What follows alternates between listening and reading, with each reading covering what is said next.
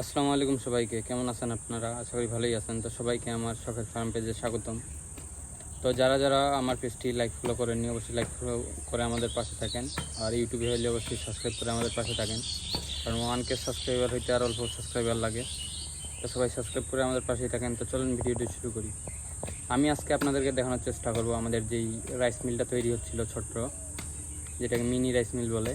তো আমাদের ওইটার কাজ কত দূর হইলো, কোন পর্যন্ত কাজ হইলো, তো সব কিছু আমি দেখাবো এই ভিডিওতে। আর কোথায় ধান সিদ্ধ হবে, কীভাবে ধান কী করতে হবে, সব কিছু সব ডিটেলস থাকতেছে এই ভিডিওতে। তো সবাই আমাদের পাশেই থাকেন। তো এই হাস্কি মিলের কিন্তু আরেকটি ঘটনা আছে। গত 24 বছরে কিন্তু প্রায় 11,000-এর মতো হাস্কি মিল বন্ধ হয়ে গেছে। প্রায় 4.5 লাখ শ্রমিক কাছ থেকে মানে বঞ্চিত হয়ে গেছে আর কি। আর এই হাস্কি মিলের ব্যবসা বন্ধ হওয়ার কারণ হচ্ছে অটো রাইস মিলগুলা, অটো মিলের কারণে পিছিয়ে গেছে এই হাস্কি মিল। তাই প্রায় 11,500-এর মতো হাস্কি মিল বন্ধ হয়ে গেছে। তার প্রধান কারণ হলো হচ্ছে বিভিন্ন ধরনের ডায়ার ছিল না, আর তারপর হচ্ছে সোডার মেশিন, কালার মেশিন, তো কালার সোডার মেশিন ছিল না, তাই আর কি অনেক রাইস মিল বন্ধ হয়ে গেছে। তো আমরা ওগুলোও দেওয়ার চেষ্টা করব। আমাদের এই হাস্কি মিল যেহেতু আমরা চালু করতেছি, ইনশাল্লাহ নেক্সটে আমরা ডায়ার দেওয়ার চেষ্টা করব। তারপর হচ্ছে চালটা কীভাবে ক্লিয়ার করা যায়, চালটা কীভাবে পরিষ্কার করা যায়, সব প্রযুক্তি আনার চেষ্টা করব আমরা এই আমাদের এই প্রজেক্টের মধ্যে। তো যেহেতু আমাদের শুরুর অবস্থায় আমরা চালু করতেছি, তাই আপাতত ওইগুলো মেশিন আপাতত আমরা নেইনি। তো আপাতত আগে ধান থেকে চাল তৈরি করি, তারপর না হয় চাল যদি আমাদের ভালো আসে, ভালো মানে আসে চাল, তারপর আমরা ইনশাল্লাহ আমাদের ওই বিভিন্ন মানের উন্নত প্রযুক্তি দিয়ে আমরা ওই ধান থেকে চাল বের করার চেষ্টা করবো ইনশাল্লাহ। তো যারা আমাদের পেজটি সাবস্ক্রাইব করেনি অবশ্যই সাবস্ক্রাইব করে আমাদের পাশে থাকবেন। তো আমরা চলে আসছি আমাদের ওই রাইস মিলের প্রজেক্টে। তো এইটা হচ্ছে চুলা। তো চুলার উপরে এটা হচ্ছে ড্রাম, এই ড্রামের মধ্যে পানি থাকে। তারপর ওই পানিটা নিচ থেকে তাপ দিয়ে বাষ্পীভূত হয়ে তারপর তখন যায় আমাদের চালের ওইখানে বা ধানের ওইখানে, তারপর ধান সিদ্ধ হয়, তারপর বাকি প্রসেসিং করে।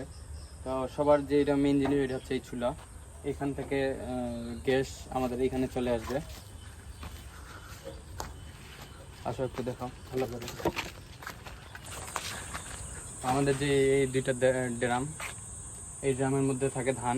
তো ওইখান থেকে লাইন আসে, তারপর এই ধানের মধ্যে, তারপর এখানে ধান সিদ্ধ হবে আর কি। তারপর এই ধান তখন চাটালের মধ্যে শুকানো হবে। তো সব কিছু অনেক সময়ের কাজ। আর আমাদের কাজ কমপ্লিট হচ্ছে, প্রায় 70% মতো কাজ হয়ে গেছে, আরও 30%-এর মতন কাজ বাকি আছে। তো আমাদের মিস্ত্রি ভাই এর সাথে কথা বলি, চলেন। তো আমরা চলে আসছি আমাদের মিস্ত্রি ভাইয়ের কাছে, ওনার কাছ থেকে শুনি যে কাজ কত দূর হইলো, কবে কাজ শেষ হবে। তো কাজ কত দূর হইলো ভাই? হ্যাঁ, আলহামদুলিল্লাহ কাজ 70% শেষ, আর 30% কাজ বাকি আছে। তবে দুঃখজনক ব্যাপার হচ্ছে আমরা যে ওয়ার্লিং মেশিন দিয়ে কাজ করে থাকি, ওয়ার্লিং মেশিনটা আমাদের জ্বলে গেছে।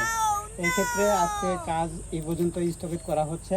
আগামীতে ইনশাল্লাহ করব, খুব শীঘ্রই ইনশাল্লাহ আমরা চুলা উদ্বোধন করব এবং বয়লার থেকে আমরা স্টিম পাবো।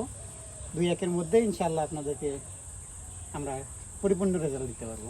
তো উনি যেটা বলতেছে আর কি, কারেন্ট ছিল না, কারেন্ট না থাকার কারণে আমরা ওনাকে জেনারেটর দিয়ে কাজ করতে দিছিলাম, কিন্তু ওনাদের যে ওয়েল্ডিং মেশিন ওইটা ওনারা পুড়ে ফেলাইছে।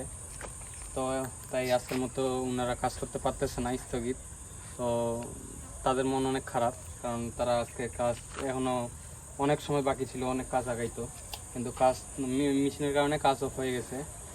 তো আমাদের আর সম্ভবত 2 থেকে 3 দিন লাগতে পারে, তারপর আমরা কাজ কমপ্লিট হয়ে যাবে। তারপর আর একটি ভিডিও আনবো যে কীভাবে ধান সিদ্ধ করতে হয়, কীভাবে চাল করতে হয়, সব কিছু থাকবে এই ভিডিওতে।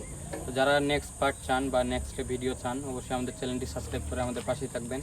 তো সবাই ভালো থাকেন, সুস্থ থাকেন, সবাইকে আল্লাহ হাফেজ।